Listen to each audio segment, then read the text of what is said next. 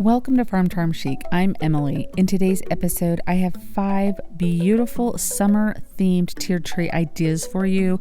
Some of these I make the tiered tray that they go on. Some of them are just decorating ideas with DIYs.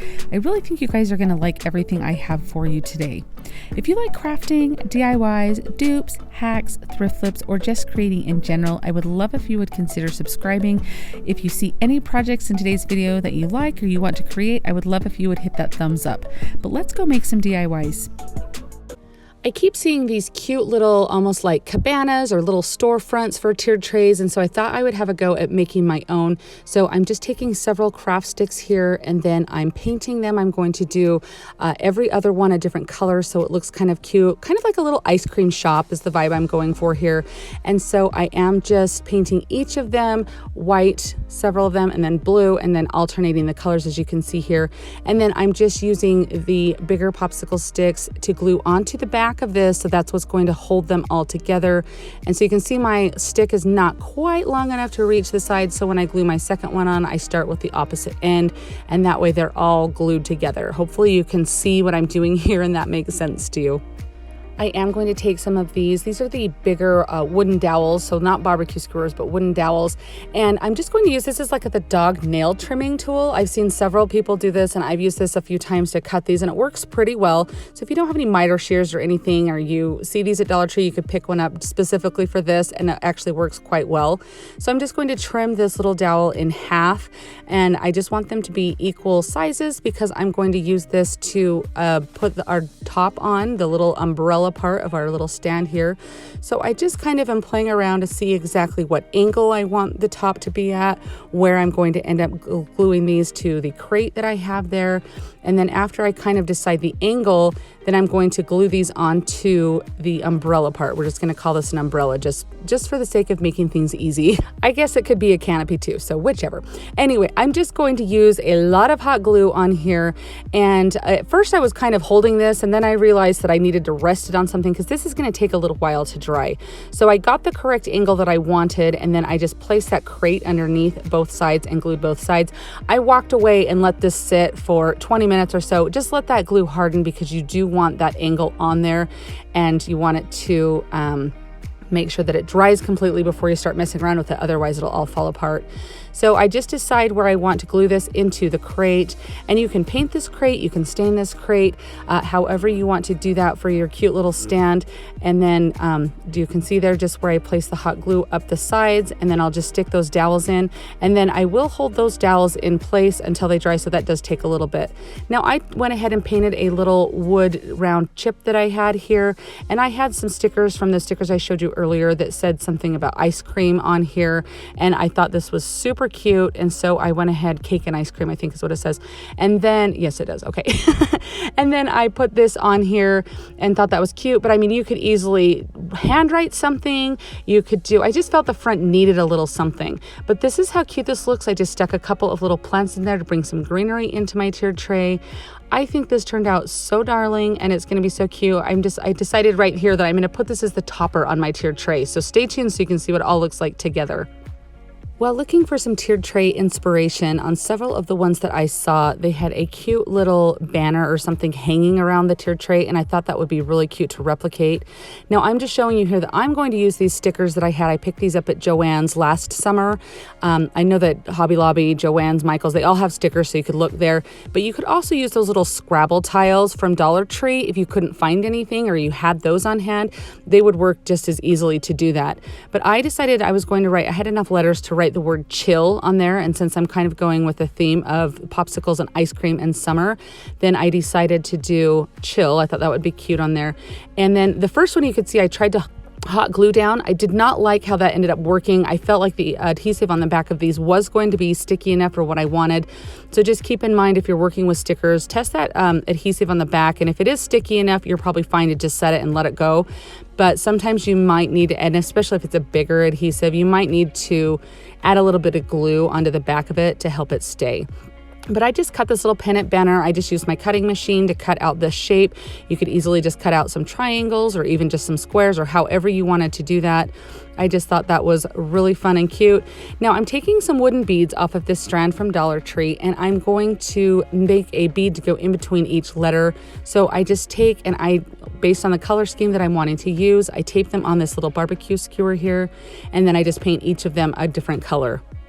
After those dry completely, then I just set them out in the order that I decide I want the colors, and then I just string them onto some twine. And then when you're doing your letter, you just want to make sure whether you want that twine in the front of your letter or in the back, and then just stay the same because you're going to feed it through one end and then the other end. And so just know that however you decide to do that, whether that twine is in the front, I kind of liked it in the front, you just want to keep that same rhythm throughout your whole banner. Now you can tie this off or put any tassels on the end or anything. I left the twine quite long on both ends of mine. That way I could easily fix it or tie it to whatever tiered tray I decided to use. But I think this will be the perfect touch for that summer vibe. And I think it's going to be super cute, tied around a tiered tray, kind of hanging there, adding that fun little summer element. I found these darling napkins and this cute little sign at Dollar Tree, and I loved the design on these napkins. And I love when I find cute napkins because I always think of things that I can decoupage with them or use because they work so perfectly for that. So this little sign was just in the wedding section at Dollar Tree, and it was kind of like a shadow box type style. And I'm carefully removing this little welcome sign because in my mind, I thought, well, I can probably use it in another project, right? So if you're a crafter, you may know what I'm talking about with that. You like to save a lot of different little pieces for things. Anyway, I take that welcome sign off there, and then I do kind of sand it down or clean it up a little bit with my putty knife there, just to kind of make sure that it's a little bit smooth. So when I do decoupage the napkins, you don't get a lot of bumps there. So I do paint the frame a blue color. I kind of had a color scheme in mind, so you can tailor this to exactly what your idea of summer decor items are. I kind of wanted to go with more like ice cream colors, like popsicle theme, like that, if that makes sense. So that's up to you on how you end up doing your color scheme. But I went with like some blues and pinks, yellows, and I'd like a darker blue, a darker pink. And now you can see that I'm just painting the inside of that sign white, so that way you can't see the words. And I did try to sound those words off a little bit, but it didn't work so well. So I just went ahead and did some paint. Now I'm just taking the back layer of the napkin off because it is a 2-ply napkin. So you just tear that back piece off, and I'm just going to cut out one of the little areas of design here. So you can see there's quite a few little areas here that you could use to decoupage different things with if you're not needing that word, the sweet summer, to be on there, which I end up not using that. You've got with one napkin 4 different popsicle projects that you could do, or do this with a friend or kids or grandkids or something like that. It's a lot of fun. Instead of cutting around the design of the napkin, I'm just taking a paintbrush and dipping it in a little bit of water and going around where I will end up gently tearing the design to kind of give it a more natural edge than like a harsh cut edge, if that makes sense to you. Now I know I get told a lot that they have special water pens. If you want to go out and invest in one of those, then the water is kept right in or water brush pen. It's kept right in the handle of your brush, so you don't have to keep dipping it in water. However, I just like to use what I already have on hand, so just know that they do sell those if that's something, if you want to get into this a lot. That does make it maybe a little bit easier for you, so you're not having to reach over and dip your brush in water every time. But you can just see how I gently pull that away, and it leaves kind of that nice little torn edge there. So now I'm just taking some Mod Podge. You want to coat the whole area so that way it all has a similar finish to it. And you can use glossy, you can use luster, matte, whatever type of Mod Podge you have or want to use, that is totally up to you. They're all going to work with this process the same. You do want to make sure that you are doing thin coats and that it is fairly even. And then once you have that down, you're going to take your napkin and you're just going to place it down. And then you're just going to start with your finger spreading out from the center out. And this kind of alleviates having any like bubbles or crinkles or anything in the napkin there. And so I just kind of work very slowly and move out towards the edges, and it goes fairly quickly. Now I've seen some people even take like some cling wrap or some like saran wrap and kind of crumple that up into a ball to help with this process. I'm going to try that next time because I haven't ever tried that, but I have seen a few crafters do that, and so I'm curious to see how much better that works. So look into that or try that if you want But once you have your design down here, I'm just taking some of the Mod Podge and gently going over the edges and the top of the design. This is going to secure it. It is going to make it so it is permanent there, and it's going to give a very nice finish to it. You can see how this turns out here. I love this. It looks like those were printed directly on this little frame here. I think it's going to be darling for a summer tiered tray. Have you ever tried this decoupage technique? I would love to know down in the comments. This project is going to use a couple of your big craft sticks and a couple of your like popsicle size craft sticks. And I apologize, I was going to originally use this little chalkboard thing from Dollar Tree down here, but I end up using something else, and I'll show that to you here in just a second. But I'm just cutting the edges, the round edges off so I can make popsicles. So the little popsicle size stick will be the actual bottom to the popsicle, the little handle, and then your bigger size craft stick will be the main part of the popsicle. Now this piece of wood here just comes from one of the Dollar Tree signs I had cut down for a prior project. I ended up liking the shape of this a little bit more, and I thought it would be really cute to have 5 of these in the different colors that I'm using all across this little wood cutout here.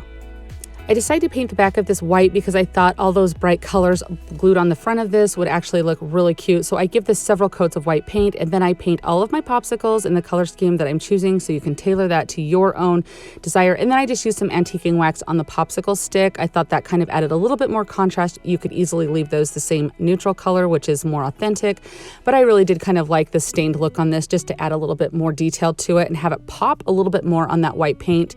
And as you can see, I'm using some hot glue to glue these together. Now I do want to size it up to my sign, so I put it on my sign while that glue is still, I'm able to manipulate that a little bit, and so I can size that popsicle to exactly how I want so it fits on the sign, so I don't get all the way done and not have it fit. And then I just use my first one as a template to glue the rest together. And then I just use some hot glue and space these out how I want them spaced. You can do that however you would like to. I started with the 2 end pieces and then the middle and worked from there. I know a lot of people say, oh, always start with the middle. I have a hard time finding the middle if I start with that one in my experience. So measure them out if you want to.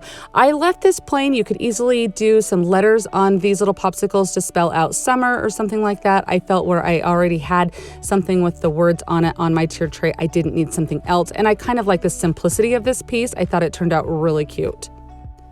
Now I want to do a beaded garland for my tiered tray. If you guys watch me at all, you know I love to do beaded garlands. I think they really do add so much fun and like different textures into a tiered tray. So I like to, when I paint beads, I know there's so many different methods. This method is the one that I found works best for me to get the kind of coverage that I want, is I just put a little piece of tape in between the beads on the skewer so I can paint all the way around them. And I've had people tell me to put them like in a bowl with some water and swirl them around. I don't love I want a big heavy coverage on these because I want it to be really big, colorful. So that's why I decided to do that. So now I am just taking this little wood tag. This came from a pack of several from Hobby Lobby in their wood section, but the little hole wasn't big enough. So I'm just using my Crop-A-Dial, which is linked below down in my description box. I always have that linked under my favorite tools there, so you can check that out if you're interested in that. But I love being able to punch my own holes in wood, in tin, in thicker, things like that. It works awesome. So I just paint that whatever color I decided there, and then I'm just using some Chalk Couture and this hot pink paint. This Chalk Couture little mini came from a set of mini little stencils here, and I thought that, or transfers I guess. Anyway, I thought the strawberry was really cute. Not necessarily what I would love for my saying, but I didn't really want to pull like my cutting machine out or anything, and every chance that I get to try this Chalk Couture, I'm loving it. So if you do want more information about that, that link is down in my description box. But guys, it's kind of like screen printing. Like, it's kind of therapeutic and relaxing here to kind of scrape all of that paint on, and then it's so satisfying. I can't tell you how many times that I have thought, I get to this point here and think, when I tear this up, this is going to be a disaster, and every single time it works out. Like, it's awesome. See, and I'll take it here and you just peel it back and it just reveals your design, and it's so cute. You could also do some like Dollar Tree stickers there. I know they had some cute popsicle stickers or something like that if you don't want to mess around with the Chalk Couture. But I just thought I would show you it because I think it's a lot of fun. Anyway, I painted, here's all the beads that I painted here, and I just decide which order I want them in, and this is how long I'm going to do my beaded garland. So in my mind, I have to kind of set them up so I know which color I'm grabbing next. And so I just thread all those through and tie it onto my tag there. I think I tied it onto the tag first, and then I fed these on here. And now I'm going to just make a tassel on the other end of it because I felt like it needed something on that end. So I start by wrapping the twine around my hand several times, and then I stick that paintbrush in, and that way I can get that little loop at the top. So I'll just tie a piece of twine around that. And then after I remove the paintbrush, I wrap that piece of twine around several times and tie that off. Now that that loop is there, I can feed the end of my beaded garland through that and then tie this tassel. It's not really a tassel yet, but I just tie that onto the end there. So that's how I get that fixed onto that. So now I have to make this a tassel. So I just stick my scissors through and then I cut that. And then what I do is I want all these little pieces to be even. So I will just hold that tassel and kind of fan it out, as you can see there. And then I will give that a trim a couple of times to make sure that all of those pieces are even and it's flat. Because a tassel that doesn't have all these pieces together is kind of like, some of them are longer and shorter. It doesn't look very neat, and I personally don't love that. So again, I just take my time and make sure that this is completely cut so all the pieces are even. And now what I like to do is just take some water. This is just water in this little thing. I got this at Dollar Tree, and I just spritz the tassel a few times, kind of comb it out with my fingers. This helps relax the twine because, as you know, your twine comes raveled up, and so your tassel automatically wants to do that. Like, it kind of wants to curve up or whatever. I've seen people flatten these with straight irons and everything, but if you don't have anything there with you, just a little bit of water, comb it out, and then let it dry. Does the trick, and it works perfect every time. I just love the colors in this. They're just summery and bright to me. I think they're darling. This is going to look so cute on my tiered tray. I'm so excited about this. This was such a fun tiered tray to come up with all of these little DIYs. I love being a little whimsical and having a little bit of fun and being able to be playful with the decor, and I love these colors together. I love coming up with different ideas for this summer theme. I think this is perfect. Just kind of some fun little things, ideas for you to think of, just to throw together to be able to make a darling tiered tray. I mean, you could take any of these ideas and tailor them to your tiered tray of how you want to do it, but I think it turns out so fun and so just really, really cute. For this project, I am using a couple of square dowels that you can get at Hobby Lobby. I'm showing you here, some of these came from Home Depot, Lowe's, anywhere you can get them. And I will put all of my measurements and what I cut them to down in my description box. And so just keep that in mind, that I will show you there all the different pieces that I had, but I will list them all out for you in the description box so you'll know exactly how to cut them and how many you need to do. Every once in a while, as a crafter, you make a project that you absolutely fall in love with and you're like, this is my favorite project ever. This one is right up there with all of my favorites. I love how this turns out. I'm making a cute little bench that I have seen kind of popping up in my Instagram feed that people have used kind of as a different style of riser or tiered tray type thing. And that's what I'm going to create. So I am taking these two pieces here and I am taking these little shorter pieces. It's really hard to kind of understand at this point right now what it's looking like or how it's working until I show you, and then you'll go, aha. So I promise. So I just kind of marked about 1.5 inches up from the base of those two blocks to glue my little short pieces to. Right now I'm making like the support for the chair, so you'll be able to tell in just a moment.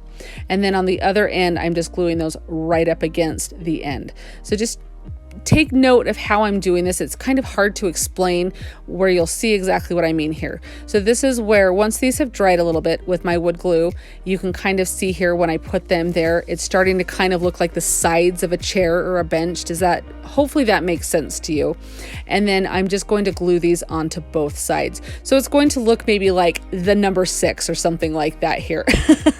That's the best way that I can kind of explain it there, or a B or something like that. And I just kind of use my clamps until it gets kind of a good hold there, and then I'm just gluing that other piece together, and then here they kind of stand up. So hopefully you can see now and you go, oh, okay, I totally get it, because this is where we are here. So this is really, I'm doing that little support beam between the two sides of our bench. This is what is going to hold them together, besides the slats that will sit as the backrest and the seat rest on there. And so I'm just kind of eyeballing that into the center. This is very farmhouse. It doesn't have to be super exact. So don't worry. You can kind of, if you look at my height, I did this 12 inches high. And if you're like, I don't want it that tall, you don't have to do it that tall. And these are just paint sticks, the 5-gallon paint sticks from Lowe's or Home Depot or wherever you get your paint sticks, and I taped them all together to cut them. And you can just cut them with a miter box saw that you have, like a hand saw. You can have like I use my power miter saw that I have, and I'm cutting those down. I cut those down to 11 inches. Again, I will have all of my measurements listed down in the description box in case you want to recreate this. But I don't use any nails or anything. I just use hot glue and wood glue, and hot glue just kind of gives it that short-term hold, and that wood glue dries for that long-term hold. And guys, this is so sturdy, like it really is. And you can see that I left just a little bit of space between the slats on the backrest and the seat rest there. And then I am just taking some antiquing wax and I am going over this. Now, at first I started doing this with a baby wipe, but after I had turned my camera off because you didn't want to see like 20 minutes of me staining this, I do end up getting a brush, and I will brush it all on and then wipe it off with the baby wipe. Since there's so much surface area to cover and in between the little slats and everything, that's what ended up working best for me. And you can stain this in whatever color you wanted to. I just used the antiquing wax from Waverly. To brighten it up a bit, I just dry brush a little bit, and by little I mean just the littlest amount of white chalk paint all over it, just to brighten it up. I just think that when you go along the edges and everything, it kind of gives a little bit of definition to it, and I personally really like the way that looks, so completely optional to what you like. And I just go around all of the edges here. Hopefully you can see by the pieces here that there's not a lot of base pieces. From start to finish, this took me less than 40 minutes, and that's with staining and everything and doing my wood cuts and everything. It was a very quick project. I love how it turns out, and I am so excited in the final reveal to show you how I styled it. I love this. I found this darling little sign. This also came from Hobby Lobby. It was $4.99, but I bought it when the table decor was 50% off, so $2.50. I was thinking you could even make this with using like the jumbo craft sticks and some Jenga blocks from Dollar Tree, but I honestly think it might be more expensive and a lot more time. But if you have those items, you can make this as well rather than making a trip special just to Hobby Lobby. So I taped off the base of this, and it was the exact number of letters to spell cherries. And so that's what I'm going to put on here. And so I'm going to make it match my decor.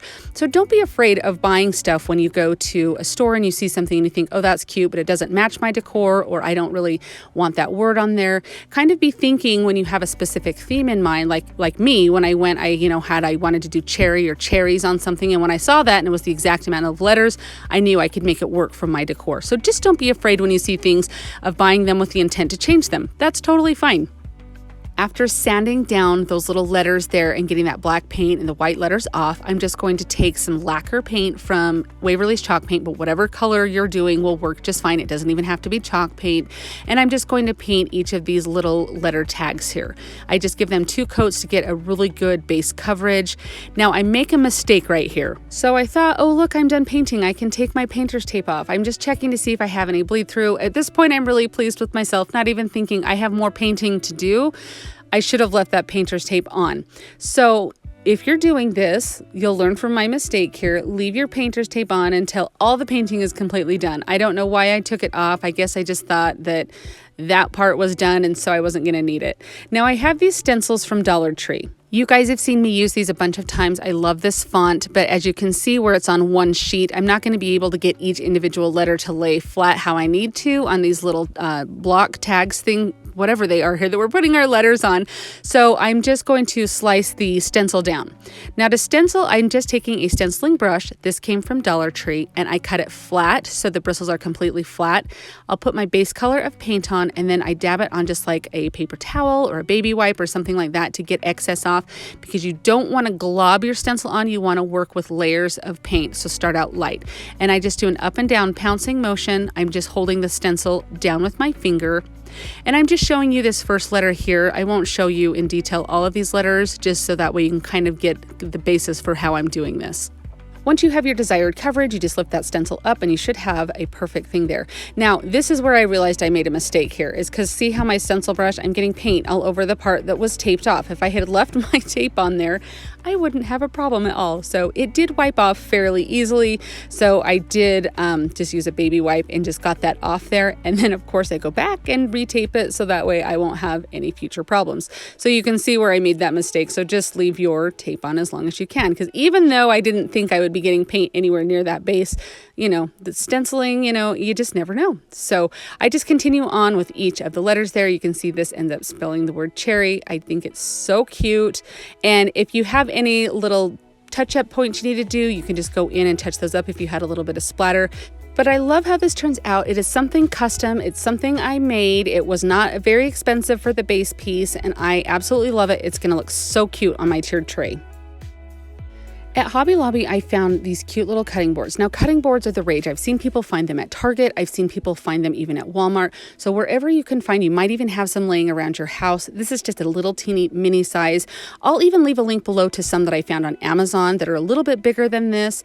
And I made this cute little graphic on Canva. Now, I figured out how to link these, and I'll link it down in my description box so that way you can have access to these graphics too if you happen to like them or want to use them. If you're familiar with Canva, it'll be very easy for you, but I'll just leave that link down in my description box. I placed a circle around this one so I would know kind of where to cut. I could have even just glued it onto the cutting board and then sanded it off like you've seen me do before. Would have worked just fine too, but I just decided to do it this way this time. And then I'm just going to use some of the purple Elmer's school glue when I glue this down to give a good firm hold to it. This I feel is a little bit better than Mod Podge since it is just regular paper that I did it on. If you did it on like cardstock or something, Mod Podge would probably work just as fine as well. I have used this purple school glue for years and I have never had a problem with a project like coming up or anything. I do seal my projects with Mod Podge after, so that might help in that. But I've had a few people message me and ask me if I've ever had a problem with anything like lifting up, and I personally have not. Now I'm just using my brayer to flatten that out, and you can see some of the excess glue comes out a little bit there. And I just take a baby wipe. This does dry clear, but I just don't want any like goopiness around the edges, if that makes sense. So I just take a baby wipe and wipe that off. I didn't really need to cut the twine holder off when I cut the tag off, so I could have left that on, but since I did cut it off, I just make a new little twine holder just by looping it through the hole and then pulling it through as you saw me do there. I do end up cutting it a little bit shorter from the first time that I do it. I realized that I didn't like where the knot was, so I make it just a little bit shorter and kind of customize it there just to add a little something to it. Now, after I get this done, I still feel like it's a little bit, plain, I guess, and you can jazz this up however fits your decor, but I just got another little bit of twine and I just wrapped it around that handle.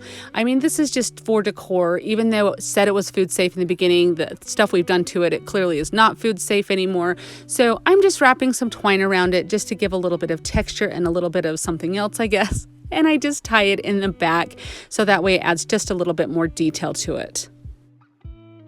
What do you guys think of this? I think it turned out really cute. I love that cute little graphic there. Again, I'll leave the link down in the description box for that. But I think this turned out darling, and it's going to match perfectly with all of the other cherry items I have. If you're ever needing to do like artificial fruits or veggies or anything for some decor, tiered tray, anything like that, remember to check this aisle at your local craft store. You can see I found some cherries there at my local Hobby Lobby. They were $6.99 and they were 50% off. Now see those eggs there? Those eggs are way better than the eggs you find at Easter time. So just remember to check out this aisle because there are some great deals here. They have artificial breads, artificial cheeses, anything that you would need for your decor. And it is so realistic looking. I absolutely love all the different things here, and sometimes these things go on clearance, so just remember to check this aisle because there are so many fun things there. I picked up this little bowl. This is from the spring section this season at Hobby Lobby. It was $1.99 and then it was the 40% off. So I'm just going to use this little bowl. It's just a teeny size, perfect for a tiered tray. And I'm just going to take my cherries that I bought and I'm going to use not quite all of them, but a lot of them. And I'm just going to make a little bowl of cherries for my tiered tray. Because how can you have a tiered tray without adding as many cherry things as you can, right? So I'm just going to open these up and I'm just going to stack them in here. And this is not rocket science. Anybody can do this. It takes me a couple of times to kind of put them in because they have these little stems on the ends of the cherries. So I decided it would be best to kind of set them in where I tucked those stems in so that way you could just see the cherry portion. Now I was lucky because cherries are small, so they fit in this smaller size bowl just fine. So if you're doing a different fruit, a lot of times the craft stores or even Dollar Tree I've seen will do miniature fruit. So they'll have like miniature limes or miniature lemons, something like that, miniature peaches that you can get, even little apples. to put into a little bowl. So you'll just size the bowl to your size of decor, obviously. And you could jazz this up a little bit with putting like some Rae Dunn font on the front of it, saying, like bowl, or I don't know, tart, something cute, cherry, something on there if you wanted to. I wanted to be able to switch this little bowl out for different seasons and different times, so I just left it plain. This turns out so cute. It is so simple and so easy, and literally anybody can do this one. This is so easy, but really it adds a big impact. I'm excited for you to see this on my little tiered tray that I have. If you guys have watched me, you know that anytime I do tiered tray decor, I always love to incorporate a beaded garland somehow. I just love them, and I love coming up with different ways to kind of do different variations. Now, I'm doing some painted beads for this garland, so all I'm doing is I just took a barbecue skewer and I just taped in between each of the beads so I can paint them easily there. I found this is one of the better ways to get the coverage that I like and to be able to get all around the tops and bottoms without completely getting my hands all messy.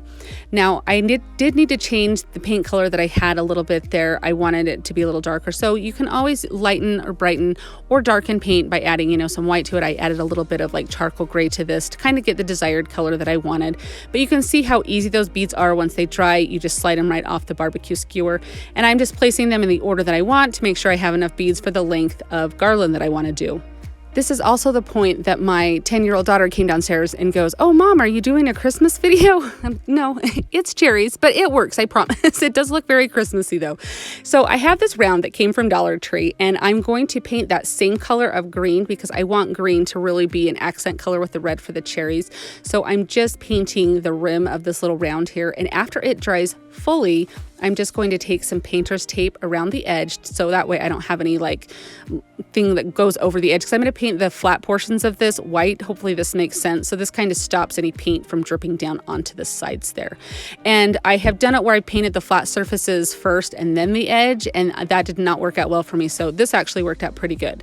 Now, I printed this design on tissue paper, and I have a full tutorial on how to print on tissue paper. I'll leave the link down in my description box. But this is a graphic that I made on Canva, and I can leave a link to it down in my description box for you. So if you would like to use it as well, you are more than welcome to. I thought this saying was super cute, just the pretty please with a cherry on top, because how many times have we said that in our lifetime when we really want something really bad? And I thought it would just be perfect for this little tiered tray.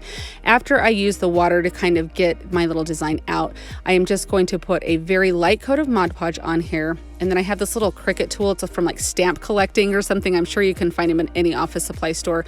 And I just use that to place down my tissue paper, and I start in the middle, and I just very easily work my finger. This is very sped up, so it's kind of a slow process, but trust me, take your time, and it will look like this is like printed onto your wood, your project. It doesn't look like it's glued on at all. After it dries completely, you can go over it with some Mod Podge to seal it and make sure those edges are very sealed. So now comes the process of just attaching your beads to this little medallion that we've made here. So I just feed through the twine on there, and you can do this in any manner or fashion that you want to. I just pulled it through and tied it off there. And then I like to have a little bit of a tassel. Sometimes I do, sometimes I don't. It just depends on how it's going to be. But just a quick overview on how I do a tassel. I just wrap it around 10 to 15 times around my hand, so you end up with a big loop of twine. And then I like to put something through it. I'm just using, as you can see, a paintbrush. This is going to create that little loop at the top of your tassel, and then you just tie another piece of twine below that paintbrush and wrap it around another like 5 to 10 times to kind of create that little bundle of twine there. And then I just tie it off. And now you just go ahead and I cut the loops, and then I get them all the same length there with my hand and cut them as close as I can to be straight. Now, the trick that I love is I take a little bit of water and spray it and kind of comb it out. And you can see that there are some little stinkers there that were not cut to the same length. So you can really get your idea of how close to level you are there. And that water helps to relax the twine so it dries nice and flat, and it doesn't go like completely skiwampus like most of the twine tassels do. So that's a fun little trick there. And I just got that little spritz bottle just at Dollar Tree. It comes in like a 2-pack there. I just tie this onto the end of my beads, and then I use just a little bit of hot glue to secure that knot, and that's it. There we go. I think this turns out so cute. I love it, and it does not look Christmassy, right? I guess maybe the colors do, but it will all work when everything is together. But I love how this turns out, and I'm very pleased with it. One thing I love to do is I love to find little glass pieces like this at the thrift store.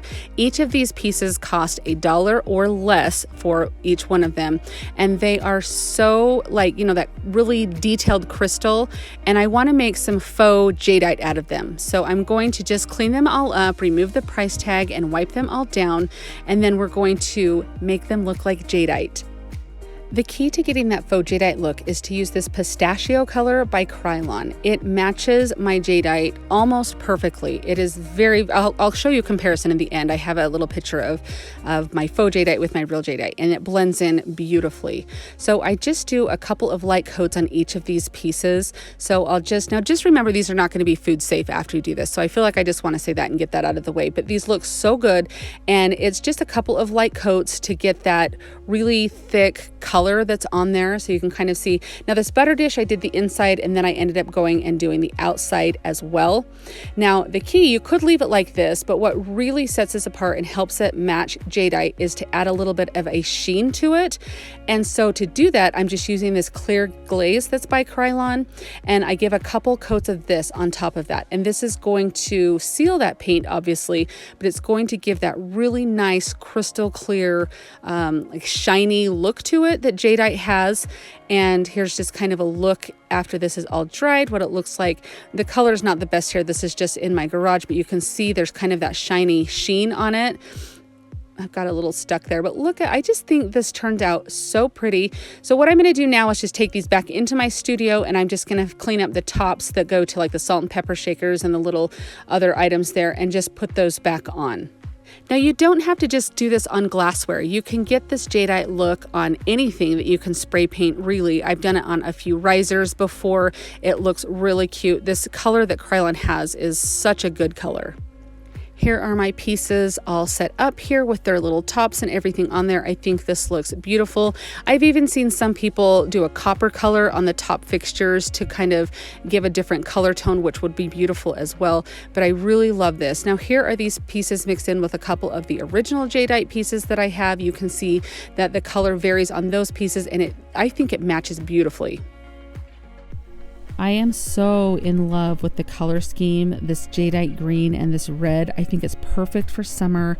I love using fruit DIYs and tiered trays for summertime. I think that it just feels right, and I think it looks so cute together.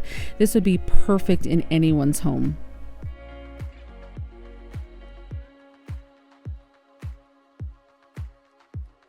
So I want to make this darling little house. I have an idea to make a cute little fairy house. So I'm just using some spackling. I've watered it down and I let it dry in this little teeny pot here to give it some stability. This would actually be a perfect thing to use like a pool noodle for. You'll see why when I get into the project here. But I saw a little house at a store and I thought it was super cute. And I thought, I think I can come up with an idea to make that.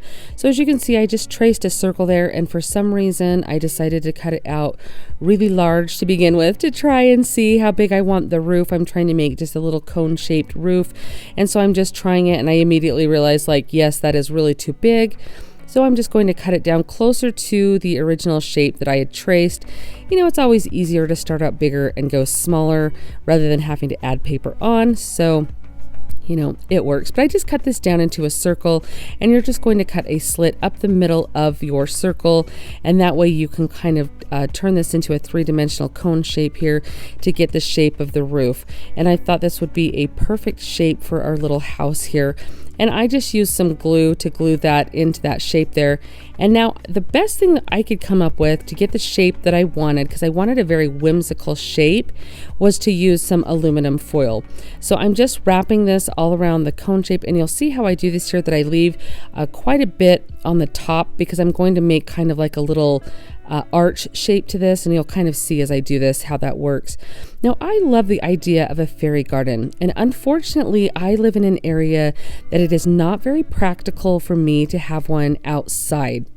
We get a lot of wind and weather at our house, and I just really don't have like a specific flower bed or pot or anywhere to have a fairy garden.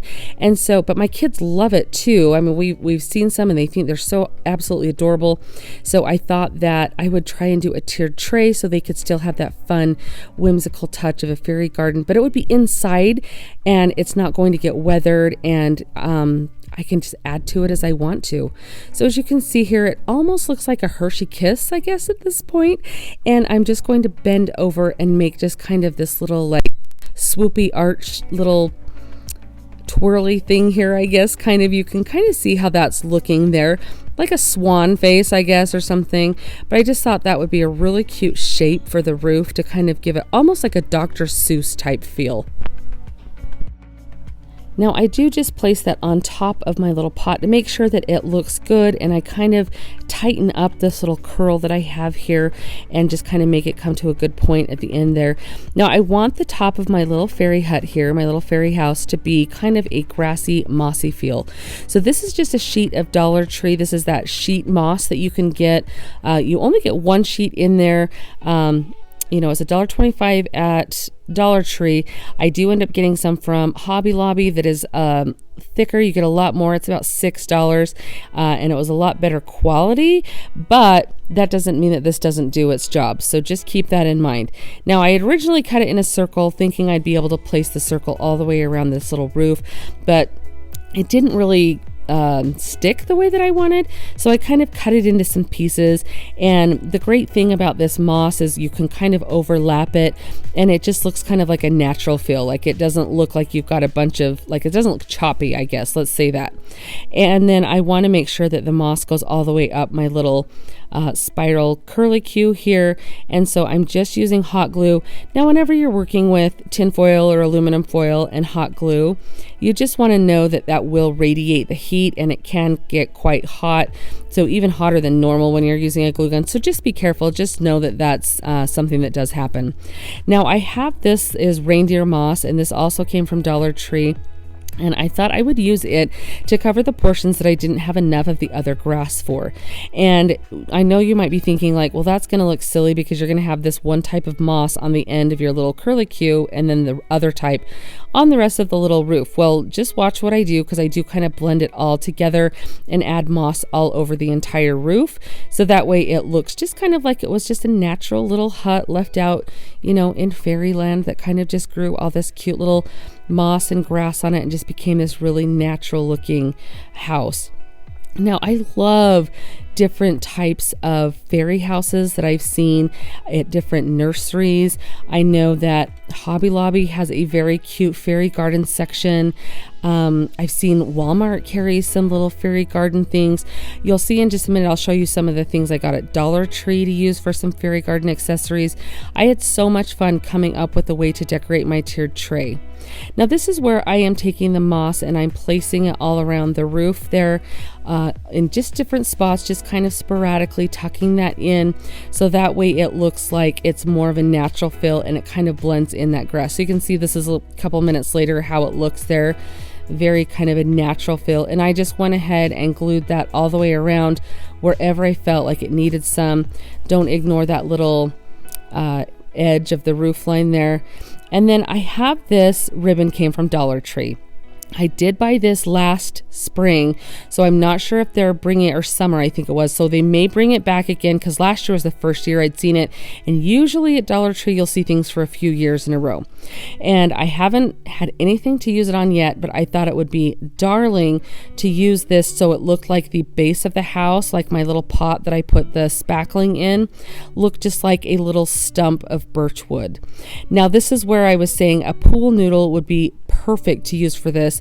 I just didn't think of that until I had glued this together and thought that would have been a great thing. A toilet paper roll or a paper towel roll or something. I mean, use your imagination, work with what you've got.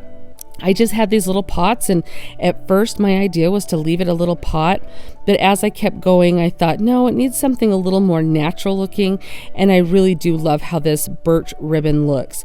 And so I just carefully glue it around the top of my pot, and then even though my pot tapers to the bottom, I just leave the ribbon straight down so it does look like a traditional birch stump, and then just carefully go around and glue this and make sure that none of the glue seeps out or anything, and just kind of keep it so it looks just very natural. And I just close off the edge of this stump here with the glue there, and I just think this turns out so cute. I just love it. It really does just look like a little birch stump. That ribbon is so fun. And now I'm just putting a couple rings of glue around the top of my little planter here, the base of the house, so that way I can glue the roof line on. I will let you know that make sure when you stick this roof on that your seam and your ribbon is facing the direction you want it, like to the back, and your little curly Q on your house faces the right way. And then I just reinforce that with some glue as I go around. And now I want to make sure, in case you were to see the upside down of this little house, I don't want you to see that tinfoil or know that that's tinfoil that's there. So I'm just taking some reindeer moss and I cut it up really fine. And then as you saw, I put that glue there. I place my reindeer moss down, and I'm just using a skewer to kind of save my fingers from getting burned. And I just place that moss all the way around.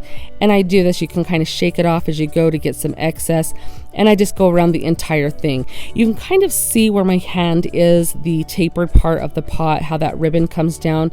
Guys, when this sits on my tiered tray, you can't even tell that that's a tapered pot, so it works totally fine if that's something that you have.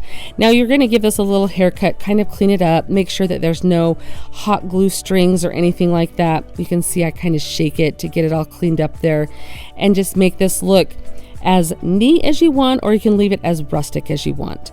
Now I'm just showing you here, I have a couple of houses that I did pick up. These came from Hobby Lobby. I do not believe that their fairy houses ever go on sale, but I felt like they were very reasonably priced. My local nursery that I recently went to, the houses were like $40, which these were, I think the most expensive one I got was maybe $8 or $9, maybe $12. I can't remember exactly. I can't see $7. So really, I think $8 is the most I paid for one of the houses. But as you saw, I just made one for pennies. So, I mean, you literally can make your own or do whatever. Now these I got at Dollar Tree in their fairy garden section. I loved the fact that they were kind of like a woodsy feel. They have some cute little mushrooms, little pathways, and I don't end up using all of these, but I'm just showing you here the different types that they have right now, and there was so many different ones to choose from. Now this is kind of like a little turnip house, I guess. It kind of looks like a little vegetable of some sort here, and I just thought it was absolutely darling and would be so cute.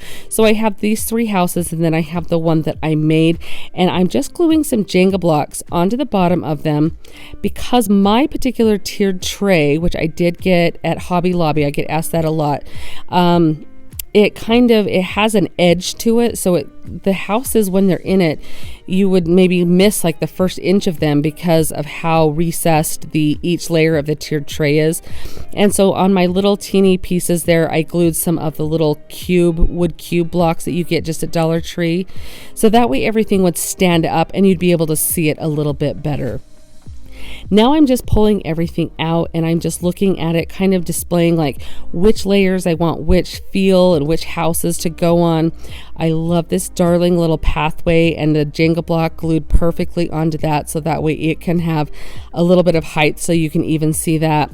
And you'll see what I do for the base of each of these tiered tray layers, so that way, and you can kind of personalize it to your own way, but you'll be able to see what I do, and maybe that will work for you as well.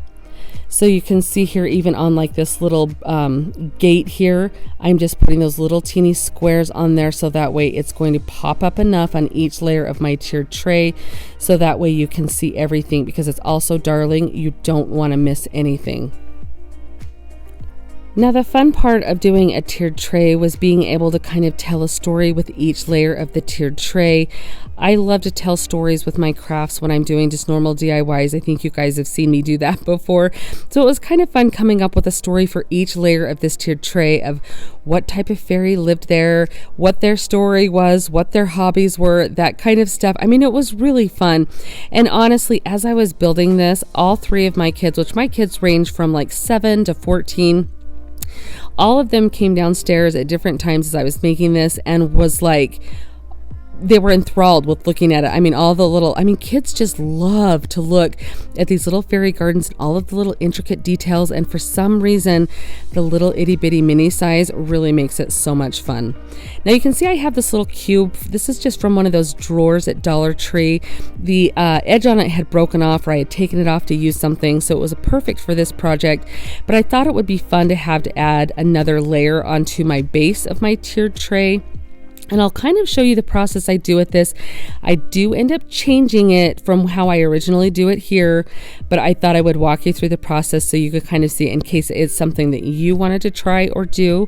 And it's just this little barn on here and its little rooster. I thought that would be cute. And I just kind of tore a piece of the packaging off here and glued it on because I wanted there to be kind of like a little hill going up to the barn, kind of like this little fairy has this little pasture and hillside that they've got their chickens with or something.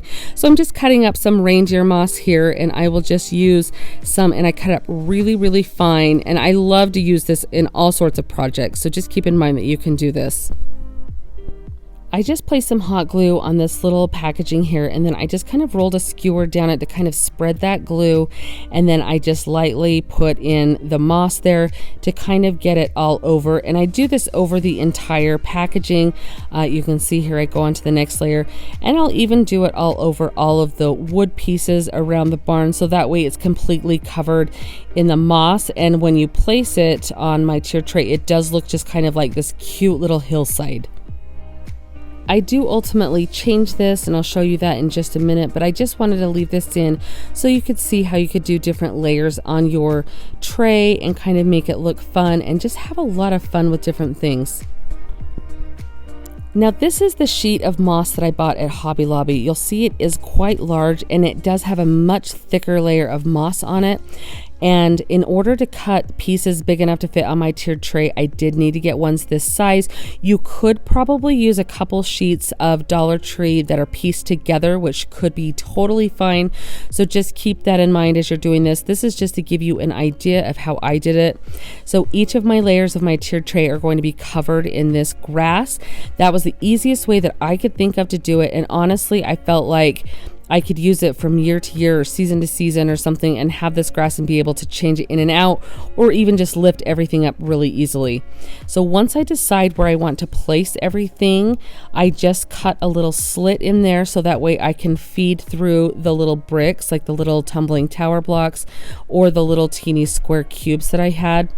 And you can see once I decided where I wanted my house, I'll cut a little piece large enough out that my tumbling tower block will fit right through the base of that. So that way you'll be able to have the grass be there, and it will help secure your houses and the little accessories. So that way, because sometimes a tiered tray maybe is not the most secure thing. If somebody were to bump into it or something, you definitely don't want any of these falling down. And so you can see this is not an exact science here. It was just the easiest way that I could come up with to get these sitting flat but having them be secure. I also thought I would do some of them like this. So on the bottom cube there, I'm just putting some hot glue and just little pieces of the grass that are left over from that I trimmed off to make my circles. This way I could have them sit on top of the grass rather than having some of them be fed through to the bottom. You'll be able to see kind of what I'm talking about as I go on here and as I put the tray together, but I'm just covering them with grass so that way when they're placed on my layers, it just looks like little shrubs that are growing around these. And that way it gives them still the height from the block that you'll be able to see them, but it all blends in together for a cohesive look here. So I'm just showing you how those look when they're all done there. So now I'm just cutting some more pieces here of my grass, and this is going to be for my next layer on my tray. This particular piece, I didn't have one that was quite large enough to do this layer, so you can kind of see that I did have to piece a couple pieces together to kind of get it to fit on my layer there. It ends up looking totally fine in the tray, so you can, like I mentioned earlier, that you could use a couple of the Dollar Tree sheets.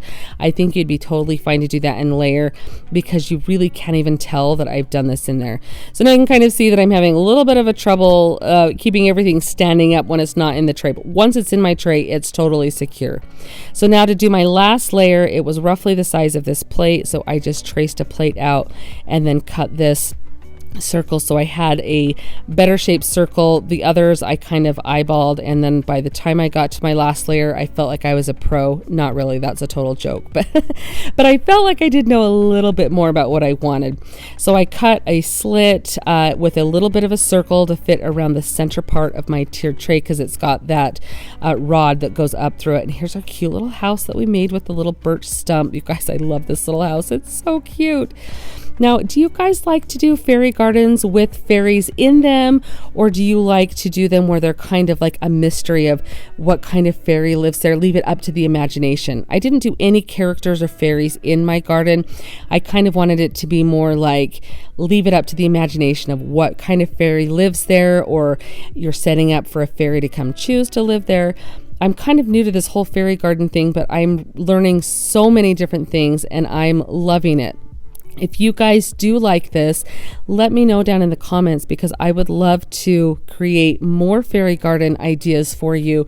If you like this at all, please let me know, because I have a lot of different ideas that I would love to share with you. So here I'm just placing, cutting the little holes so that way I can feed my little houses through for this bottom layer here. And we're almost done to start assembling everything together on the tiered tray. Now this is when I decided I did not love the little hillside that I had made, and it just didn't fit with the way that everything was placed together.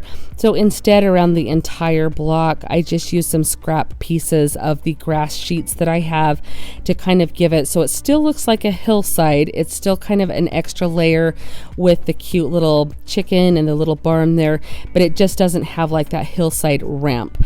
So again, I just left that in there to show you some different ideas, and that it doesn't take a whole lot to make other cute little elements. And then I'm deciding on some of these to wrap around some more of the strips here, because I did like the way that that looked on that. I love this little beehive. I think this little beehive is so stinking cute. But I wanted it to be really visible and not get hidden by being tucked under the grass. And so again, this just kind of helps it look like a little bush, I guess, that's growing right around these little stumps here. I'm just quickly showing you some different accessories that I found. You can see how reasonably priced some of these accessories are.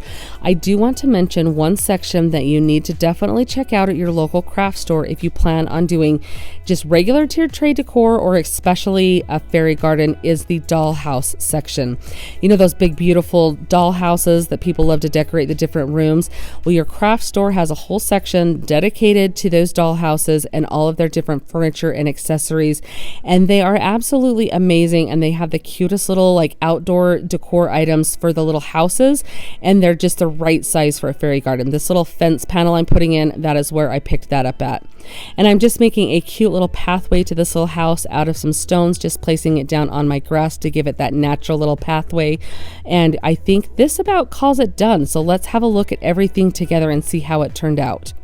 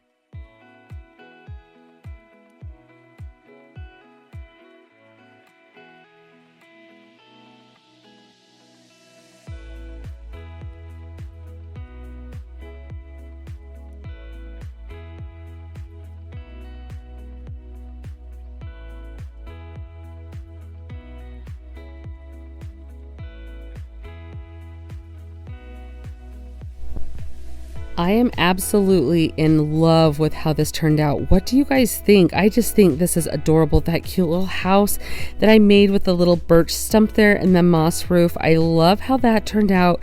I love each layer tells a little different story. You can just kind of imagine the different fairy or fairies that live in each layer.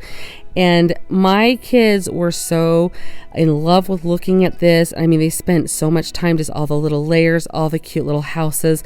I would love to know if this is something that you guys love. Do you like the fairy garden ideas? Because I will definitely come up with some more fun ideas for you.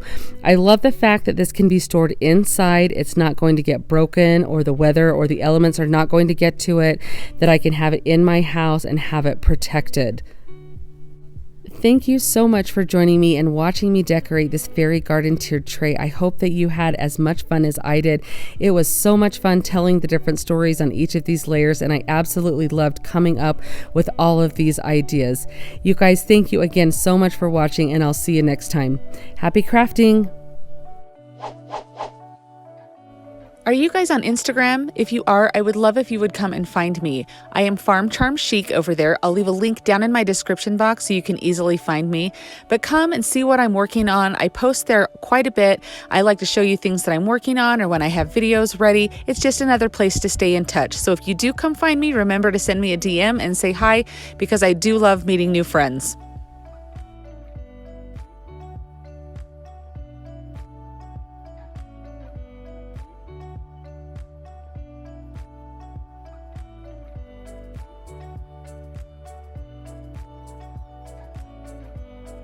I love these cute little signs from Dollar Tree that say "This is us," and they are so darling the way they are, but they are such a great shape to make some fun things out of. So I'm going to make a little tiered table out of these.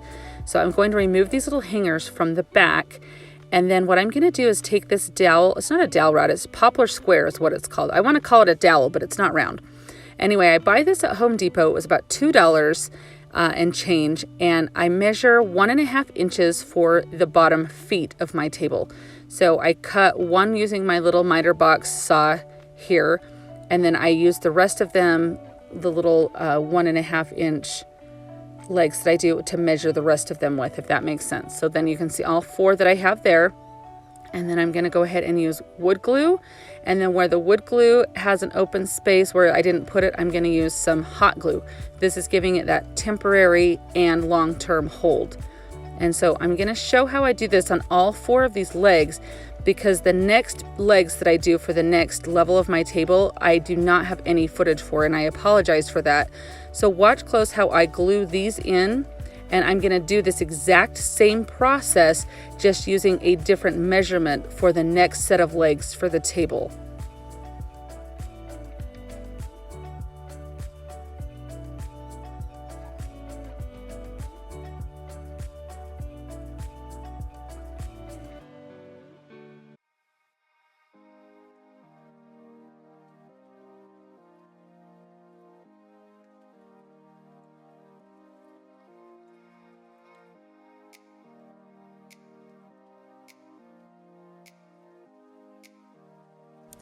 So for the second level of this table, I'm going to measure up on my ruler how high I want it to be. And then I do take that poplar square down on my floor with my miter box and saw, and I just cut those down to size, and I glue those in the same way I glued those bottom legs in. Then I'm taking some white chalk paint, and I'm painting the whole exterior or frame of this table and completely covering it all in white.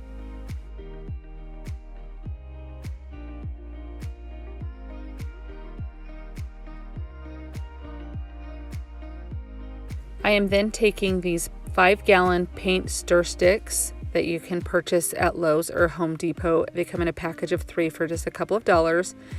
And I'm going to measure where I want my tabletop to be, and I do take those to my miter box and saw and cut those down. Then I'm just using these craft sticks to go on the back to hold them together, and I am using the combination of wood and hot glue. I want this thing to be very sturdy, and trust me guys, it is very sturdy. And you can see how that sits flush with the top. So those pieces on the top go horizontal, and I wanted to change it up, and on the bottom do vertical pieces of wood. So I'm taking the gallon paint stir sticks and I'm measuring where I need to cut all of those. And then I take those down onto the floor with my saw and miter box, and I cut those down to size. And you can see how I have to cut a couple of pieces different lengths, like really short pieces, to go around the legs of my table. So I'm showing you how the top fits in that bottom and how the bottom will fit in. So I'm going to take this main piece of the bottom where all of those pieces can fit into one. I don't have to fit these like puzzle pieces around the table at all, if this at all makes sense. Just kind of watch what I'm doing here. And I'm going to glue the craft stick onto these to hold them together. That way they will fit inside of the legs of the bottom part of the table.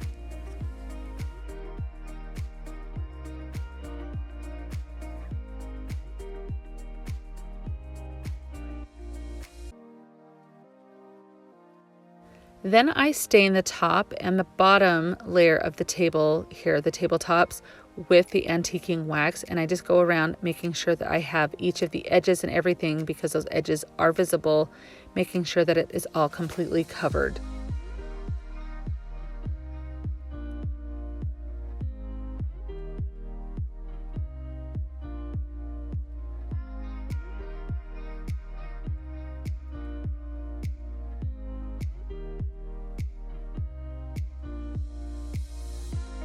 Okay, now we get to attach the tabletops to our little tiered table. And I use a combination of the hot glue and the wood glue. And you guys, this thing is so sturdy. It is not going anywhere. So I do the same thing with the bottom layer here, just the wood glue and the hot glue for stability. And I lay that inner layer of that one down, and then you guys remember that game Tetris where you'd fit the little pieces in? That's totally what this reminded me of. But I fit these little pieces in around the legs, and I get this last little piece glued on here. And then of course I do just let this dry a little bit. And then I'm going to take my emery board and I go in and rough those edges up. It doesn't really rough them up, I guess. It gives them more of a dulled, not so harsh look on all of the corners. And then I do take my elephant chalk paint and I go in and give this a really good distressing, if you will. So I know not everybody loves distressing. I do. I really feel like if you found this in a potting shed, it would be pretty roughed up. And so I really kind of wanted to mimic that rustic look. But guys, look at how cute this is. When I started styling this, I got giddy inside. I was so excited. I think this is going to be so fun to change up for the different seasons and just kind of a different take on a tiered tray. So it's not such an obvious tiered tray, if that makes sense, but you would still just use those little miniatures on it to decorate. What do you think of this? Let me know down in the comments if you've seen anything like this or what you think of this. I have seen these darling honey jars that are kind of this white finish with kind of a rustic look to them. You can see here they have this embossed detail, and I really wanted to create something of my own like this. And I have this darling honey jar. This was a gift from a good friend of mine. Thank you, Rachel. And she gave it to me for my birthday last year, and it was filled with local honey, which of course was delicious, but very soon gone because we love to eat honey and love to use that as a sweetener in our home. And it had this darling embossing on it, and I thought this would be perfect to kind of dupe those other honey jars and use this to do that. My friend was so sweet when she gave this to me. She said she picked this jar out specifically because she knew I would do some fun DIY with it. So I totally have her permission to paint over this jar. Now, I just put some white chalk paint over this. This is just folk art white chalk paint, and I gave it 2 or 3 good coats. You can put a layer of Mod Podge down if you want, but if you're doing that many coats, it's not really necessary. Now, I'm just taking my emery board to go over that raised detail. I'm starting out very lightly. I like using the emery board because you can use like the little end pieces of it to get in those really small nooks and crannies and do the really detailed area there to make that contrast. And I really just love how this contrast ends up looking on this. Now, I've since learned that these type of honey jars are called, and I'm probably going to butcher how you say this, but a muth jar. It's spelled M-U-T-H. I had no idea. We kept bees for a couple of years and we had never used any jars like this. We always just used mason jars. So I really love the vintage feel on these jars, and it looked so beautiful with the honey in it. But I'm going to be absolutely honest with you, it was like the most impractical way to like actually use honey on a daily basis. It was actually kind of hard. It was to get it out of here because the opening was so small that you couldn't really stick a knife down in there easy to get it out. It wasn't like a squeeze jar. With my mason jars, the openings are really wide. So I was very happy to kind of redo this and have it just be a decorative piece. Now, as you can see here, I'm looking at this on the neck of that jar with the space where that cork is. There was a little bit of a space there, and I thought I would try this buffalo check ribbon. Now, I didn't actually love the look of that because it wasn't kind of the feel I was going for. I do love the classic buffalo check with the bee theme. I think is very cute and a very cute look. But I wanted something a little more like dainty or cottage core. So I have this lace ribbon from Hobby Lobby, and it is from the wedding section, but it has an adhesive back. And so it is so easy to use.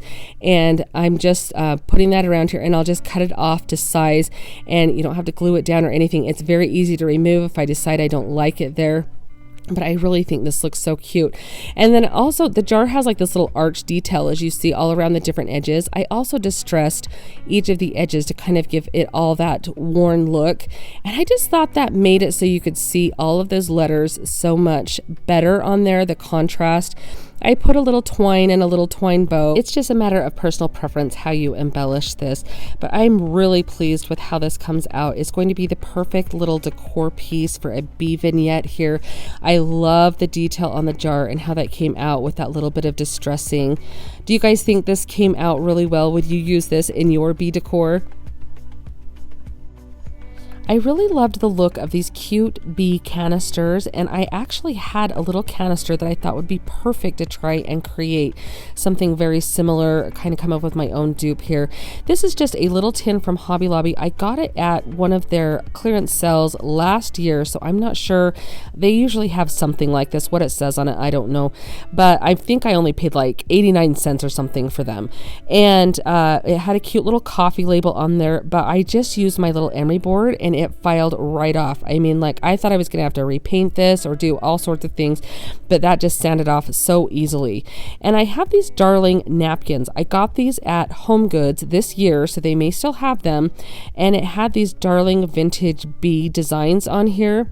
And I thought they were so cute, and I loved like the little feel to this, kind of that French country almost feel with the little Paris thing there. I've used these on a lot of different DIYs. I love the decoupaging process. So I'm just using some water on a little brush to go around the outline of the part of the design I want.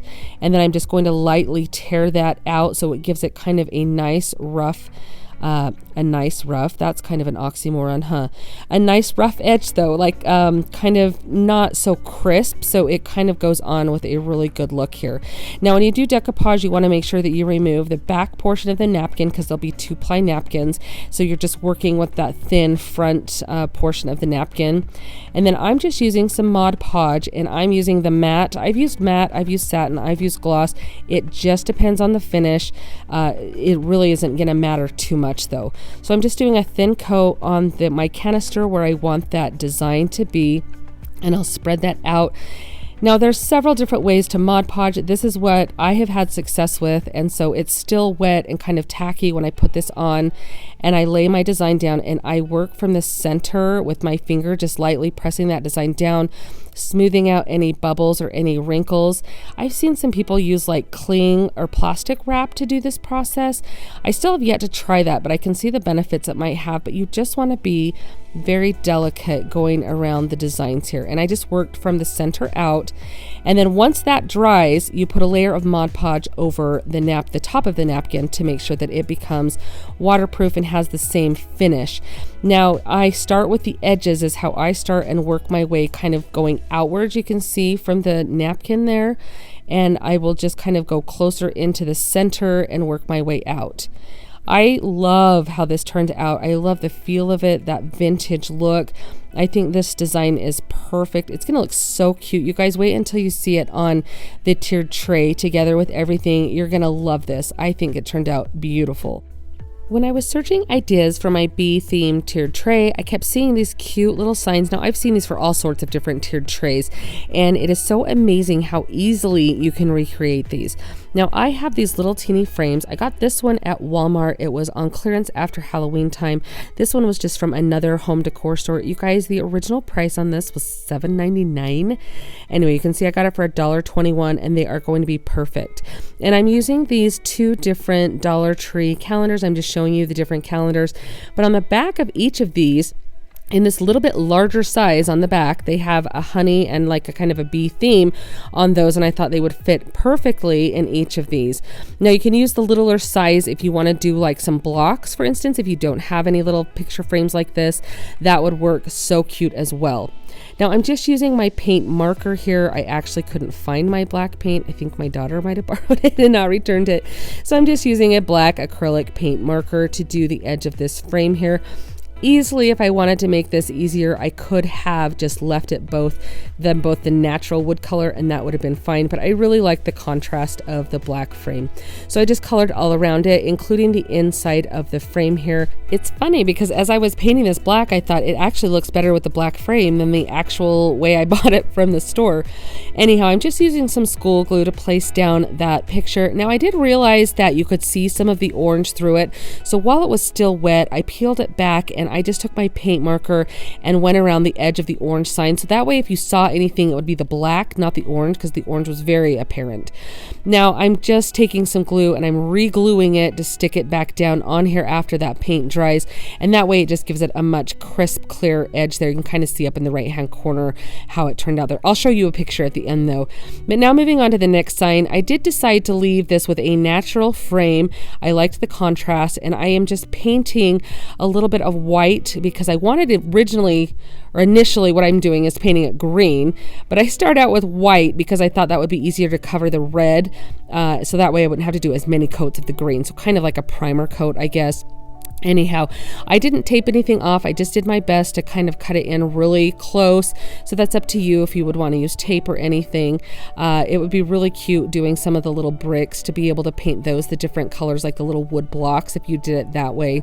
But I just thought this would look like it was a mat to the frame. And so that was what I was going for here. And I just, again, used some of my trusty school glue to glue that down and center it. And I think these turned out really cute. I mean, for the different... you saw the price of that one sign that I bought, and I didn't really love the design on that. This one I created and made it my own. It's going to match my decor. I think they turned out really cute. I really wanted to find some type of plant or greenery to bring into my tiered tray, and I loved the look of this white little planter box here with a little bit of greenery and the purple flowers, and so that's kind of what I'm going for here. I'm taking one of these drawer boxes, and if you didn't see my Dollar Tree haul video a couple of days ago, they're back at Dollar Tree, and I mean, like, there was hundreds, I felt like, at my Dollar Tree, so go grab them, have them in your stash, because they are the best things to craft with.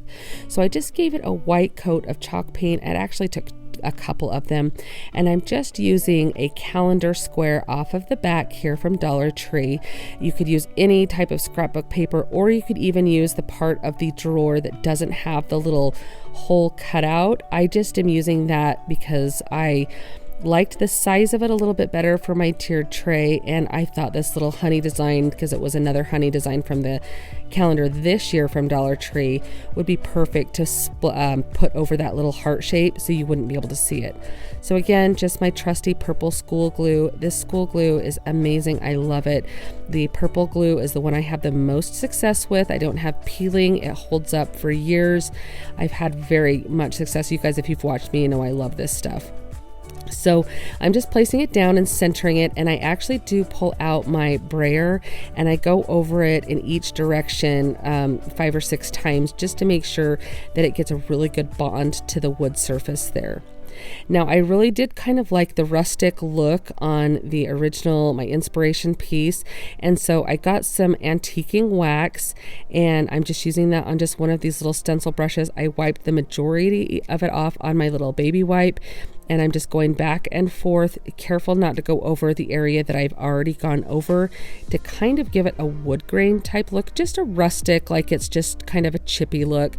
Now, I've had a lot of questions recently about antiquing wax. I have a lot of the Waverly antiquing wax that you used to be able to get at Walmart left in my stash. I bought a bunch of it when I knew it was kind of going away. So I've had questions because you can't really find that anymore. At the craft stores, you'll find the Folk Art brand, which is actually the same company as Waverly, so it's very similar. There's also some different types on Amazon. You just want to make sure, if you're using it in the crafting way like I'm using it here, that it's a water-based antiquing wax, and that way you're going to get all of the benefits that it's going to dry quickly. It's not going to take a long time to dry. It doesn't smudge as easily. It's really great to work with. You can see there that I'm kind of showing you that it dries almost instantly, depending on how thick you put it on. Now I'm taking a couple little sprigs of Dollar Tree greenery here. These are just some leftover sprigs I had from other projects that I've kind of snipped some out of. So I used a couple of them to make it look pretty full, and I'm just arranging them in the cute little box here. And I really loved the purple and the yellow look, but doesn't this look so cute? It's going to add that perfect little touch of greenery to the tiered tray, and I think this little bee design is one of the cutest that Dollar Tree calendars have had, and I think that it's going to be absolutely perfect. I'm excited to show you everything together. I really love these bee skep baskets. Now, I know they've been popular for a few years. I have yet to try one, but I really liked the shape of these and the look of these, and I thought I would try my own.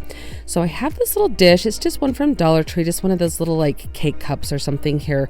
And I am just using a little bit of a thicker twine. I got this at Walmart, but I've seen a lot of people do them with rope. I really didn't want it quite as thick, where I wanted mine a little bit smaller for a tiered tray. So that's why I went for this smaller twine. I definitely do see the benefit of using a thicker rope. However, I think it looks okay in the end, but I'm just going to take you through the process because it was kind of a fun little thing here to make. And honestly, it really does kind of set the tiered tray off. You really can tell what it is in the end. So you do need to use a lot of hot glue, and I'm trying the best to get it so it's not like seeping out of the edges or anything. And I wanted to make sure when I did this that I wasn't gluing it directly to the dish, because I didn't want to keep the dish inside of it. So you'll see that I'll grab a tool here in a minute, or I kind of you'll see what I do. I'll show you here in just a minute, but I keep going around each layer, gluing very tightly, trying to get the twine glued to the other twine, not to the dish. So I'm just taking a spatula tool is what this is, from my Cricut, and I'm just kind of prying it off of the dish here, because I don't want that dish to be part of it. I'm just using that to kind of get the shape started. And so at this point, I feel like I can start tapering my little skep down. Now, I kind of read up on a bee skep on what it actually is. They were man-made, using like cane and grass and different things they would weave together to make baskets in a dome shape that they would use so they could gather honey from the bees and things like that. And so I kind of love the concept behind it, but they were very professional and they looked very nice, the baskets they would make. So definitely I would be a beginner bee skep maker, because mine doesn't have the best form or shape here. You'll see when it gets done, but I really do love the way that it turns out, and it looks so cute. And once I'm able to take this off of my little dish there, I can keep going around and just tapering it up kind of into a dome or a cone shape, I've seen a lot of them in the traditional beehive shape, but when you look at some of the skep baskets online and different pictures of some of the really primitive ones, they are kind of more of like this cone type shape here, which I really did like, and it is different than some of the other ones that I have seen other DIYers make. And once I got to the top, I tied off a loop here with some other twine, because we need something that would be the hanging portion of the skep basket. And so I tied that off, and then I just kind of twirled my twine around here. You can kind of see around that loop, so that way it would eventually get glued in and I could kind of center it where I wanted it to be, but it would kind of become one piece with the skep. And so you can kind of see how I'm doing that here.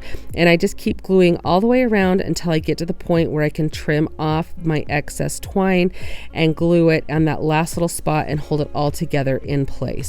So now I'm just checking to make sure, look at the shape of it and everything, and I realize I need to trim those little tails to my loop in the center there. And I take a heat tool here, just like the little flame and aim of flame, whatever you call these things. And I'm just burning off the edges of the twine, but I also kind of wanted it to have a little bit more of a darker charred look to it. So just be very careful, have water, do it outside, whatever you need to do to be safe with that process. Now I'm taking my paint acrylic marker here and I'm just doing a little circle because we need an opening for the skep. Even though they are traditionally open on the bottom, they traditionally do have some type of opening in them from what I can see. And I'm just doing a little bit of twine around the edge of that. And so I'm just starting at the bottom where it would be most like inconspicuous, I guess, and just twirling that around the little, just working in little teeny sections to get a close enough circle. I did just kind of eyeball this process, but I did 2 rounds of the twine there, and then I burned the edges of that.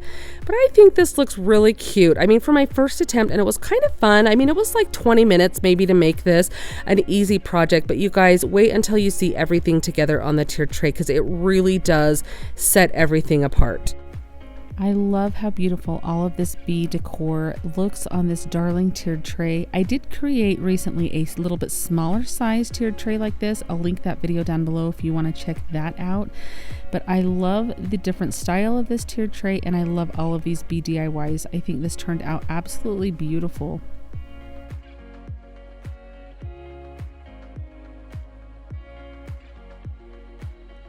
I love these red and blue little votive jars from Dollar Tree, and I'm going to use the red one because I have this really cute ribbon that came from Joann's. You could easily use whatever ribbon you have on hand. You wouldn't have to use ribbon. Dollar Tree also has some really cute 4th of July ribbon right now, but I thought this was really cute to contrast with those cute little stars. I'm going to make the topper for my tiered tray out of this, so I'm just using some hot glue to wrap this ribbon around, and I will fold over the edge so I don't have any raw edges, and then just use some hot glue. It kind of stuck to my table a little bit there, so just be careful with your hands because it does seep through and you don't want to burn yourself with any hot glue. I'm going to fill this jar with some fun little things. I found these paper straws at Dollar Tree and they had so many fun different designs. Now the ones that I'm actually going to put into this jar, I'm not going to use for an actual straw. They're just for decor purposes only. So if you are going to use them, now the ones that I'm keeping out I will use, but the ones that I'm putting in there, just note whatever you put in here, you want to be food safe since it's going to be next to your straws and if you drink out of them. So I have this little balloon holder that came from Dollar Tree and I love these little red, white, and blue stars on there. And then this little like metallic grass looking stuff that's red and blue and silver. It just reminded me of like the stuff coming out of the end of a firecracker. So I am just filling all this in around those paper straws to kind of give like a little bit of a thriller, like a big, like exciting top to our tiered tray. And there's also this little colored coral. I think they call it coral from Dollar Tree. It's very glittery. And this is the stuff that I was really like, okay, you definitely don't want to drink out of the straws because this is going to get glitter all over them. And who wants to drink glitter? Ew. Anyway, so I just cut off like a stem from each of the red, white, and blue and just kind of place it in just to kind of have it be really showy and really just over the top, if you will. At the end of the video, I will show you, I have a 3-tiered tray I put everything on, but I think this is going to be perfect and I love how easy this was. This right here is more of a hack than a DIY, but we'll call it both. But they have these little garden stake things for your planters at Dollar Tree. They're tin, metal. They're super cute. They have lots of different designs. Now you can easily use some little cutters as I showed there, but you can kind of watch how easy it is to pry this off. You just bend it back and forth and that metal is very flimsy and it will break, but you just want to be careful not to bend your original design. So you don't have to put these in your planters or your garden. You can do all sorts of things with them. I have glued them to canvases before to make cute signs, but I'm just going to use some of the tumbling tower blocks and I am just going to glue onto the bottom of each of these so that way they can stand on our tiered tray. I thought they were just so cute, and I mean, I'm loving the little patriotic truck that they have. That is so cute. And I did find these this week at Dollar Tree, and a lot of these DIYs that I'm doing today, all of them, I found all of the stuff this week. So if you hurry, you can probably find all this stuff and recreate any of these. So I just carefully glue those onto the back there and they just stand up so cute. I just think they're so fun, and it's such, like, you would pay a lot of money for these rather than just $1, I feel like. Anyway, what do you guys think of this hack? Do you like it or not? I found this little arrow this week at Dollar Tree when I was there, and I thought it was so cute, and I'm going to make it like a little house. Now, if you've watched me for any length of time, you know that when I do tiered trays, I love to do little house shapes. I feel like you get to decorate them really cute, embellish them. It's a way to bring in some pattern and some color to your tiered tray. So I'm just using this little piece of paper. It came from Hobby Lobby. It's double-sided. It was in one of those packs of paper. It was like a 4th of July themed pack of paper. And I'm just going to trace out my design and cut it out. Now, I have seen house shapes at Dollar Tree before, and I have used them in some of my videos. I just didn't see any on this particular day that I went. I found this arrow and thought it would be really cute to kind of turn it on its side. So I fixed this, or put this glue, it's just the Elmer's purple school glue, the glue stick, and I just use that to put the craft paper onto it. I love using this kind of glue to put craft paper onto surfaces. I feel like it holds really well. It gives a really good bond without any of the wrinkling or anything that you can get. It doesn't like moisten the paper enough that it's going to like wrinkle or ripple or anything. And then I always sand my edges, and then I did decide to put the reverse side of the paper on the back side of my house, so that way this is going to go on the top of my tiered tray. If you were to see it from behind, it would look like it belonged, if that makes sense. And then really quick, I just want to mention, I did go around the edge with a little bit of antiquing wax on a baby wipe just around the edges, so it wasn't like a completely raw edge. Now, I have this little wooden circle piece. It came from a little wind chime kit that came with the shape of like America, like the US on there, and then some little pieces. And so it had this little round piece in it. So I'm just taking that round piece out. That's how I got that. So you could use whatever shape of tag you wanted to. I'm just going to have this hang down from, you can see I've got some baker's twine there. So I'm going to have this hang down from our little house.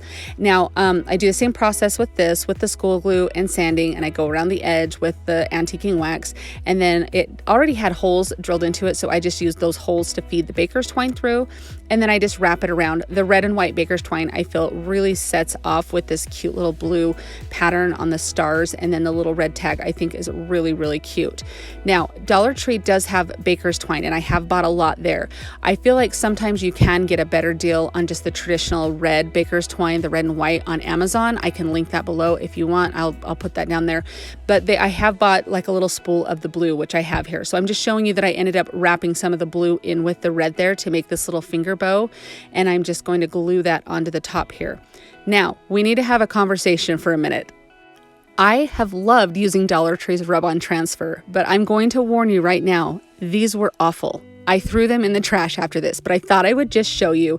I thought it would be really cute to have that gold freedom on that tag. I thought that was super cute. These are like a foiled transfer, and I have seen some other people use them, and they have said the same thing, that they're really hard to get to transfer. I thought I would give it a try. I thought, you know what, I can do this. I'm going to just, you got to do it really hard. I tried with my little craft stick. I tried with my Cricut tool that you saw there. And this is what happens. I pull it up. It didn't transfer all the way. It ripped the paper. I mean, I had sat there and done this for like 5 minutes straight of trying to get that to transfer. So this was kind of a fail, but I thought I would show you anyway. Maybe it was the surface I was doing it on. A ceramic surface might be better, but you can see I literally threw my hands up. I was done.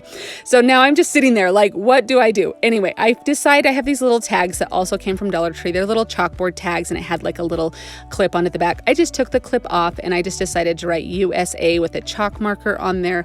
And then I'm just going to glue that on the front of the tag. It's going to cover up the area where it ripped the paper, and I think it still looks really cute.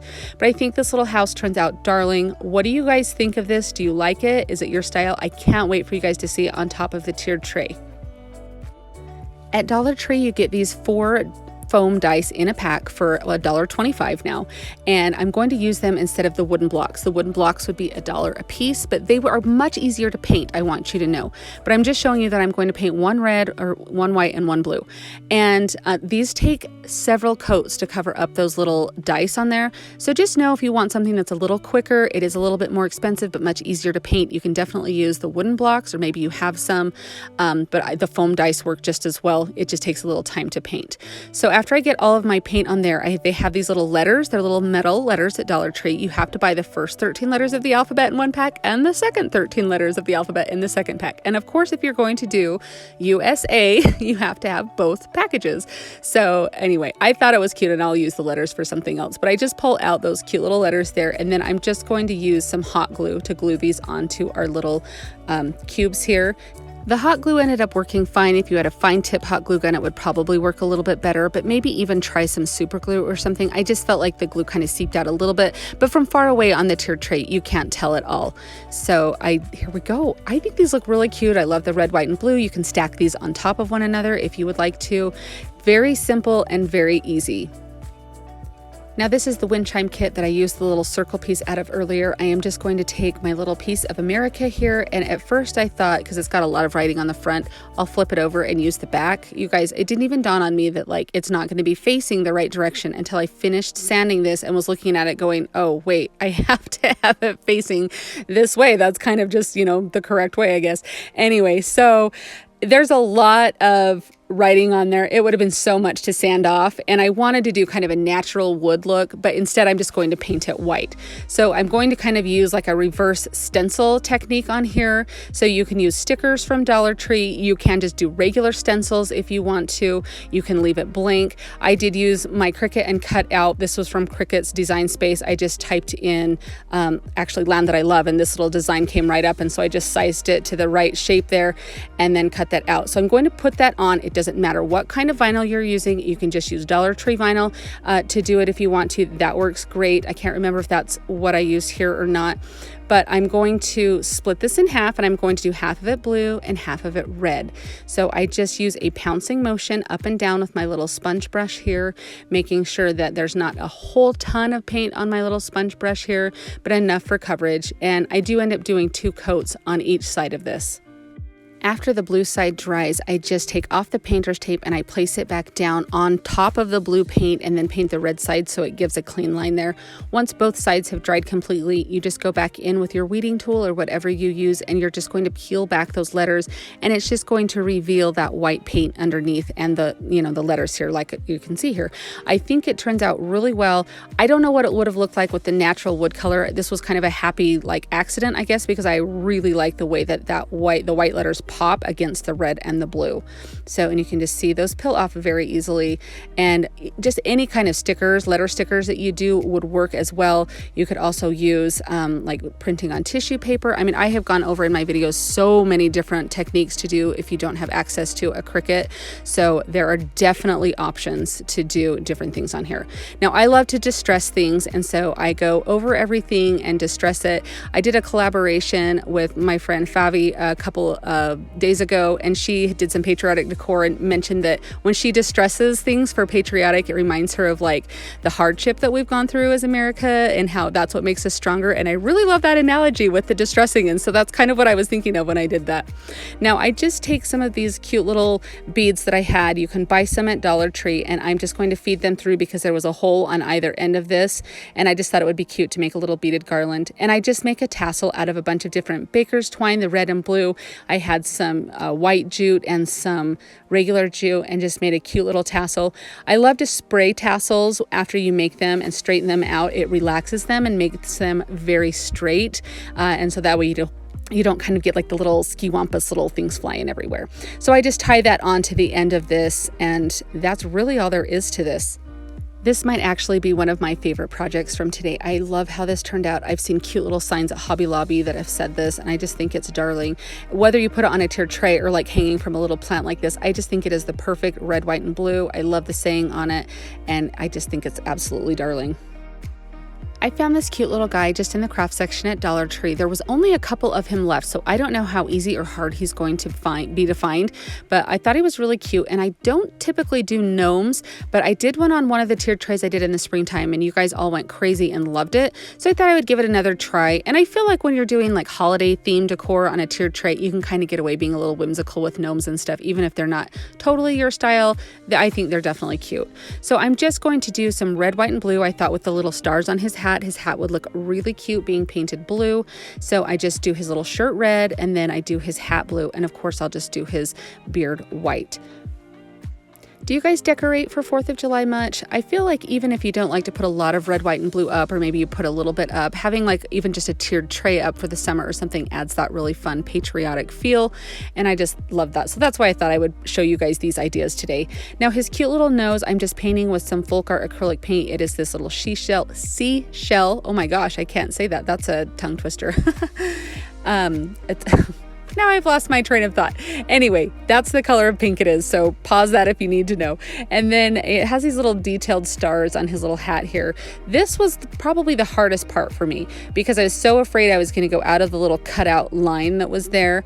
And so I just used a really stiff brush to do this. So even maybe like a dotting tool, like the smallest size of like a nail dotting tool or something like that might work. But I just took my time and went really slow from far away. And then I just put some antiquing wax on the base and then wipe it off with a baby wipe. Now this was where I looked at him and realized that if I put some mouse ears on him, he would look just like Sorcerer Mickey from Fantasia. Took me a minute to think of that. But anyway, I thought it was really cute. But I like Mickey, so it's okay.